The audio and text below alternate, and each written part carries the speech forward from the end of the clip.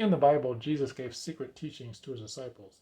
You have to wonder, if salvation through Christ is all that's necessary to enter the kingdom of heaven, then what were these secret teachings about?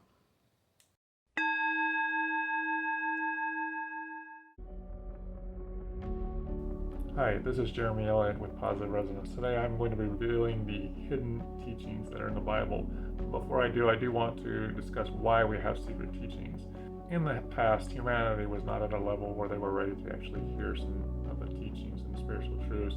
And sometimes people would say spiritual truths out loud and they would get killed for blasphemy. Thus, the reason why many of these teachings stay secret. Now that we're entering the age of Aquarius, we don't need to keep these teachings secret anymore. As a matter of fact, people need to know about them. Now, what is fascinating about these secret teachings is they are actually hidden in the Bible itself, and all we need to do is find the key to reveal these teachings, and that's what we're going to do today. Now, to explain how to uncover the hidden teachings of the Bible, first think about the fact that our education system teaches us to look at the world in a certain way. Science tells us that only what we can see and what we can observe is real. And if we believe that, then we blind ourselves to the spiritual nature of reality. This same principle can be applied to the Bible. Christianity has taught us that stories in the Bible were about people that lived a long time ago, and that blinds us to understanding what those stories are actually all about. When the spiritual world communicates with us, they don't tell us about stories about other people. They speak in symbolism to reveal spiritual truths about ourselves, and that is the key to understanding the Bible.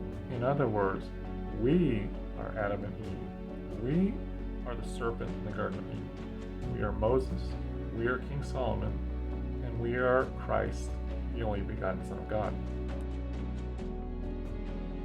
Now, a few hundred years ago, if anyone had said that we are Christ, they would have been killed, burned at the stake.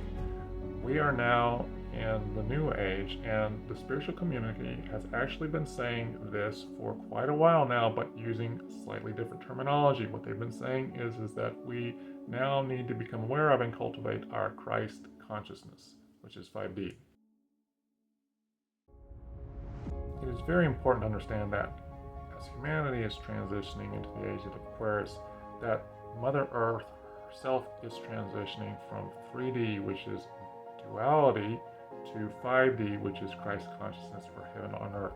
Now, we have the choice to join her and transition to 5D or to stay in 3D. So you really need to think about this.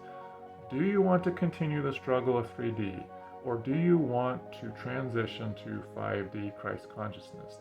The choice is yours, and the hidden teachings of the Bible will tell you exactly what you need to do to get the 5D consciousness. So let's go. This symbol is called the caduceus, and is not to be confused with the rod of Steples used by the medical community.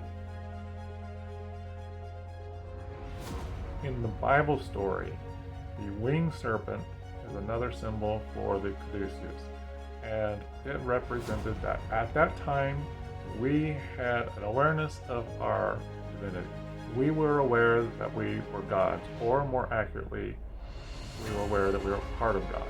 As part of God, we all have free will, and we chose to experience what it would be like to not be aware of our divinity. To do this, we had to lower our Kundalini energy so that we could experience love versus fear, good versus evil, light versus dark.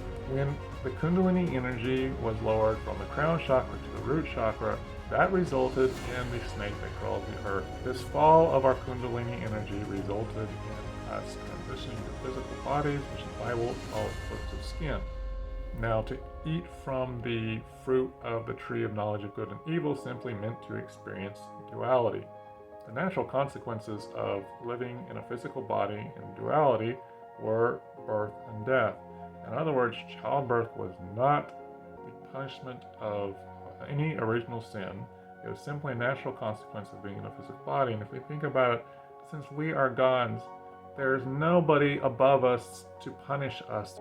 The cherubim who stand at the gates of the Garden of Eden is a symbol of the medulla oblongata, which is at the top of the spine.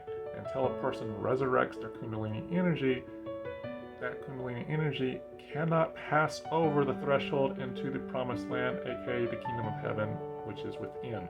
So the story of the Garden of Eden is how the Kundalini fell, and the rest of the Bible stories symbolize and give us a roadmap of how we resurrect that Kundalini energy. So let's begin. Jesus was born of a virgin. All that means is that we are born of the Mother Earth, who is considered a virgin. At the birth of Christ, the three wise men came offering 3 gifts. Those 3 gifts represent the physical, mental, and emotional bodies that we must purify in order to birth the Christ within us. The 33 years of Jesus' life represent the 33 vertebrae in the spine, which the Kundalini energy must pass over back up into the brain center or the kingdom of heaven. On a side note, this is why the Masons have 33 levels in their mysteries. It's known by many names in the Bible. It's the straight and narrow, it's the winding path, Jacob's ladder, and in spirituality we also call it the rainbow bridge. The reason we call it the rainbow bridge is because the pillars and chakras along the spine are the same colors as the colors of the rainbow. In the story of Noah, after God punished humanity with a flood, he gave the rainbow as a covenant that he would never do such a thing again. Rainbow symbolizes the bridge which the Kundalini must pass over so that we can restore our connection with God. Let's talk a little bit more about Kundalini for a moment. Now, Kundalini energy is creative energy when used by the higher chakras, and sexual energy when used by the lower chakras. So when we're raising our vibrations, we're able to use the Kundalini energy for things like creating music, dancing, arts, all these types of things that help to benefit humanity. We also use Kundalini energy for sexual activity. If we're using it for expressions of love or for procreation only or non-excessively, then the Kundalini energy does not get depleted. If we use Kundalini energy for excessive sexual activity, then it does deplete that energy and it cannot be used for other creative purposes. More significantly, if we deplete all our Kundalini energy, then it will be impossible for it to rise for us to obtain spiritual enlightenment. So when Jesus said, "Nobody knows the time of my coming," he was cautioning people not to deplete their Kundalini energy because you cannot predict ahead of time when that's going to happen, when the Kundalini energy is going to raise up. Now let's talk for a moment about karma. Our karma is stored in what is called the heart seed atom, and from puberty until death, the karmic images of previous lifetimes and past experiences slowly is dispersed into our bloodstream. Now, when we clear these images via spiritual purification, we are undoing those karmic images and effectively turning iron into gold, as the alchemists would say. Or we are parting the Red Sea, which is the symbol that is used in the Bible. Now, Jesus commented that the greatest commandment was to love God and love others, and also not to judge. And these are the things that will allow us to part the Red Sea and erase the karma and free us from spiritual bondage. Parting the Red Sea is the process of spiritual purification. It is also symbolized in the Bible by the number 40. The Israelites wandered in the desert for 40 years before entering the Promised Land. There were 40 days and nights of rain during the flood of Noah to purify the earth, and Jesus went out into the desert for 40 days to pray. Once this purification process is complete, then it is possible to return to the Promised Land, which is spiritual enlightenment, or regaining conscious awareness of our inner divinity. The blood sacrifice of the innocent lamb at Passover is the same blood sacrifice of Christ upon the cross. In other words, the symbols of the Passover and the crucifixion are exactly the same. It is the innocent blood that is spilled for humanity. So the innocent blood that was sacrificed, spilled for humanity, represents the blood that has been purified through unselfish deeds. Now I want to switch back to the rainbow bridge for a second. Now the rainbow bridge is not the actual spinal column. It is an energy meridian that runs along the spinal column, and the as a result of the fall, it was disconnected around either before, below the heart, or somewhere around the throat area.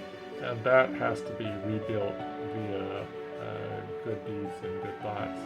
So until that happens, it is not possible for the Kundalini energy to raise and for spiritual illumination to happen. Again, the rainbow bridge must be rebuilt using good thoughts and deeds. This is the meaning behind the building of King Solomon's temple.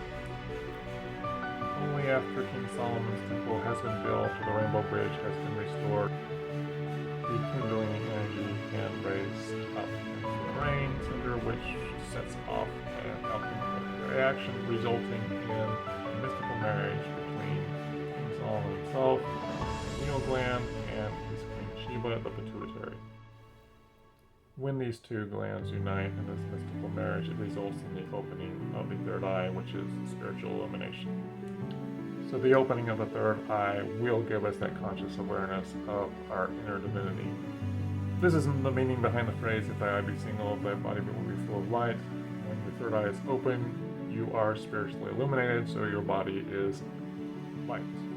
So once again, the raised Kundalini is represented by the winged serpent. In other cultures, it is represented by a dragon. A dragon means personal power, which you have when you recognize your inner divinity.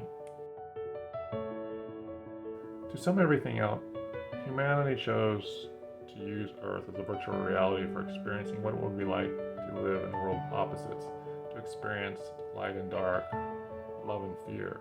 So spiritual enlightenment is simply regaining a conscious awareness of our divine nature, and we do this through the cultivation of love. Note that anybody can show love or express love to those who love them back, but the challenge here is to unconditionally love, to love your enemies and not just your friends. The example of Christ showing love to those who even killed him is the greatest example of what we are trying to do in order to establish an awareness of our true selves. We are attempting to connect with the pure light and love of who we are. And this is only possible when we realize that the physical world is an illusion.